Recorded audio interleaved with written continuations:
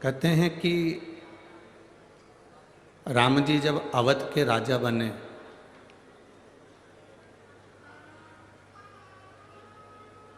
उनका राज तिलक हुआ तो माता कौशल्या, माता केकई, माता सुमित्रा जी ने गुरु बाबा से कहा और गुरु जी से कहा कि हमारे अवध की एक रीति है, हमारे अयोध्या का एक रीत है कि राम जी जब राजा बनने हैं अयोध्या में जो राज सिंहासन पर बैठता है, जब उसका राज तिलक होता है, सभा में जितने बैठे रहते हैं जो मांगते हैं राम जी को वो देना ही पड़ेगा।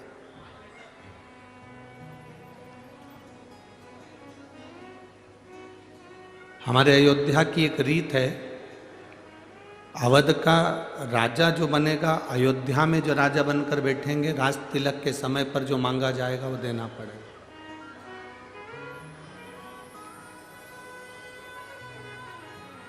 जो भी मांगा जाए वो देना है। कौशल्या जी ने राम जी से कहा कि तुम्हारे इतनी सारी सभा लगी है, तुम्हारे परिवार के लोग जो तुमसे मांगेंगे वो तुम्हें देना पड़ेगा, वो तुम्हें प्रदान करना पड़ेगा। ठीक है, जिसका जो मन पड़े वो मांगे। अब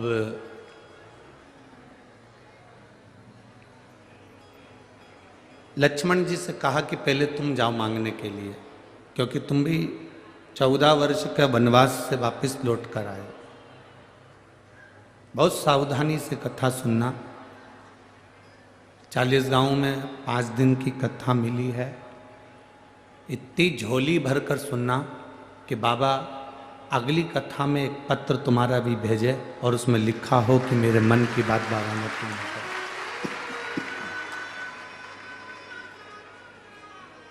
इतने दिल से अगर कथा सुनोगे तो जीवन की एक सार्थकता सिद्ध होगी, एक आनंदता सिद्ध होगी।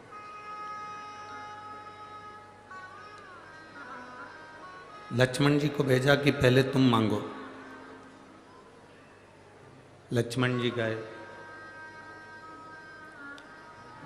भैया राम के चरणों को प्रणाम किया। कौशल्या जी ने कहा हमारे यहाँ की रीति है,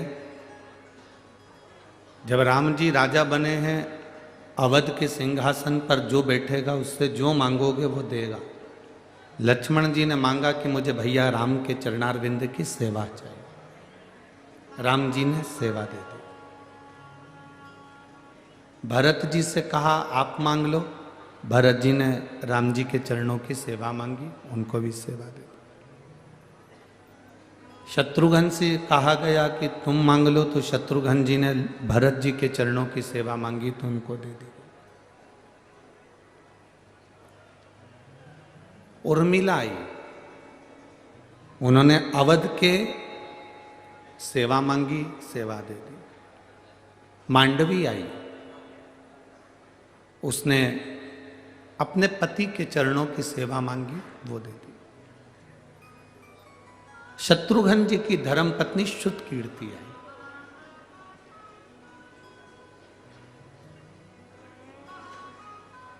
और श्रुतकीर्ति ने राम जी से कहा कि भैया राम, मैं आपसे जो मांगूंगी आप वो मुझे दे दोगे?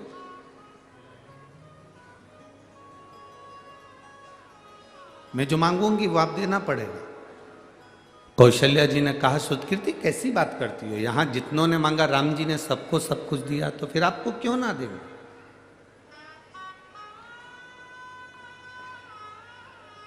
आपको मना थोड़ी ना है, आप मांगोगे आपको मिलेगा।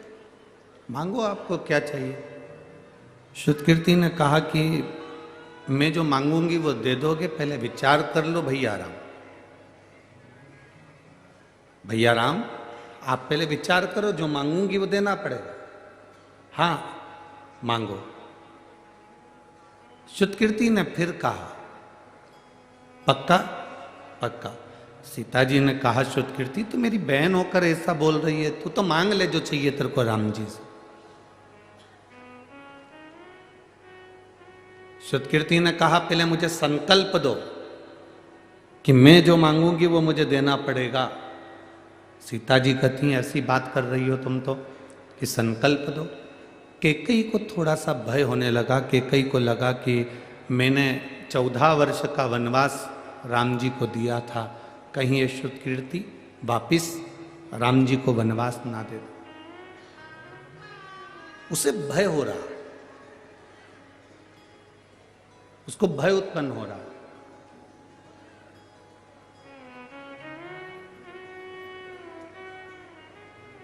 मांगो। भैया राम ने कहा श्रुतकीर्ति मैं वचन देता हूं तेरे को।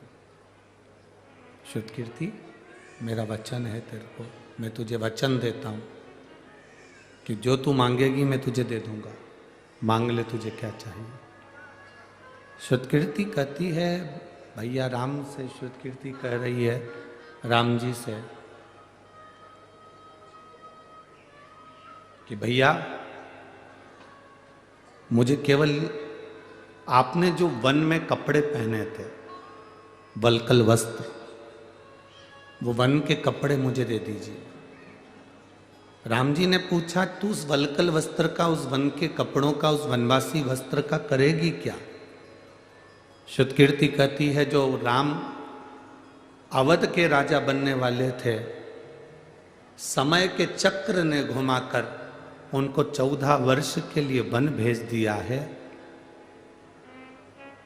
घड़ी बांधना अपने हाथ में है, पर घड़ी का समय अपने हाथ में नहीं है। अच्छा और बुरा समय उस काल अधिपति महाकाल के हाथ में। ये अपने हाथ में नहीं है, ये अपने हाथ के अंतर्गत नहीं है।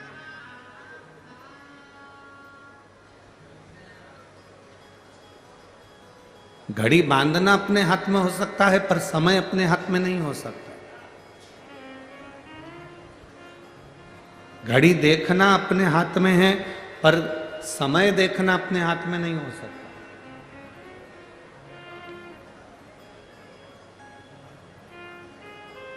दुनिया का कितने से भी बड़े से बड़ा विद्वान व्यक्ति क्यों ना हो, बड़े से बड़ा ज्ञानी व्यक्ति क्यों ना हो, बड़े से बड़ा चतुर व्यक्ति क्यों ना हो, कितना बड़ा भी ज्योतिष आचार्य क्यों ना हो, कितना बड़ा भी विद्वान व्यक्ति क्यों ना हो,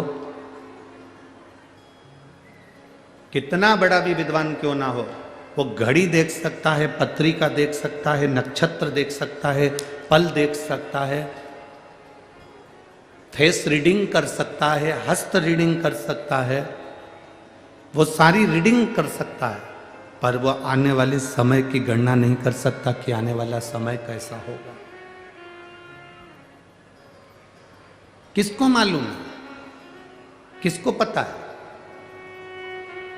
40 गांव वालों ने भी कभी नहीं सोचा होगा कि यह कथा 40 गांव में हो जाएगी। कभी सोचा था तुम लोगों ने?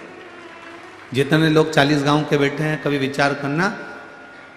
टीवी पर सुन रहे थे कि बॉम्बे में कथा है, रोज प्रचार हो रहा था कि मुंबई में कथा है, हर पल सोशल मीडिया पर चल रहा था कि बॉम्बे में कथा है, लिस्ट में चल रहा था कि बॉम्बे में कथा है, पर कब कथा उधर से पलट कर इधर आ गई, ये समय चक्र को जानना सबसे कठिन काम है। लिखा कुछ भी हो, कुछ भी हो। श्रुतकीर्ति जी कह रही हैं कि भैया बस मेरी एक अभिलाषा है, एक मन की तमन्ना है कि आप जो वल्कल वस्त्र पहने थे, आपने जो वल्कल वस्त्र धारण करे थे, आपने जो वस्त्र पहने थे, वो वस्त्र आप मुझे दे दीजिए। क्योंकि समय का कोई भरोसा नहीं, समय का कोई ठिकाना नहीं है, समय का कोई भरोसा नहीं है कि कब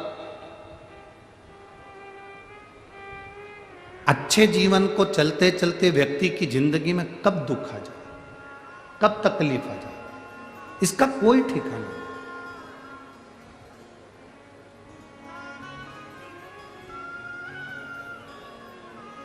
कई लोग कहते हैं गुरुजी हमारी जिंदगी में क्या दुख ही दुख है, हमारे जीवन में क्या तकलीफ है, हमारे जीवन में क्या कष्ट ही कष्ट है, हमारे जीवन में क्या परेशानी ही परेशानी है। हम उनसे कहते हैं तुम्हारे साथ रहने वाले लोग बदल जाते हैं, तुम्हारे दोस्त बदल जाते हैं। रोज भोजन करते हो तो सब्जी बदल जाती है, रोज महीने 2 महीने में तुम्हारे कपड़े बदल जाते हैं, 6-8 महीने में, साल भर में तुम्हारा जूता चप्पल बदल जाता है, 2-3 दिन में तुम्हारा फैशन बदल जाता है।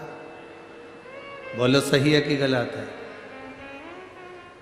जब कपड़े बदल सकते हैं, दोस्त बदल सकते हैं, हमारा फैशन बदल सकता है, हमारे चप्पल जूते बदल सकते हैं, पादुका बदल सकती है, तो इतना विश्वास मानकर चलना कि तुम्हारी जिंदगी में अगर दुख का समय चल रहा है तो वो भी एक दिन बदलेगा जरूर और सुख का समय आएगा जरूर।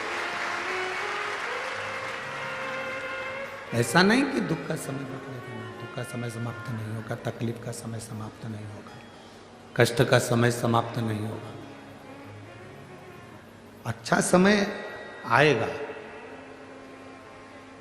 पर थोड़ा सा इंतजार हमको करना पड़ेगा।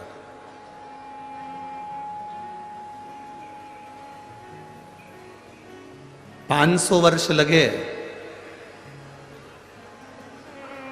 संघर्ष करते करते करते करते 500 वर्ष हो गए, और संघर्ष करते करते जब 500 वर्ष हुए, 500 वर्ष का संघर्ष करने के बाद राम अवध में वापिस विराजमान हो रहे हैं, तो ये हमको एक बल मिलता है कि जीवन में एक ना एक दिन पलटते जरूर है, एक ना एक दिन समय बदलेगा जरूर, निश्चित है बदलेगा।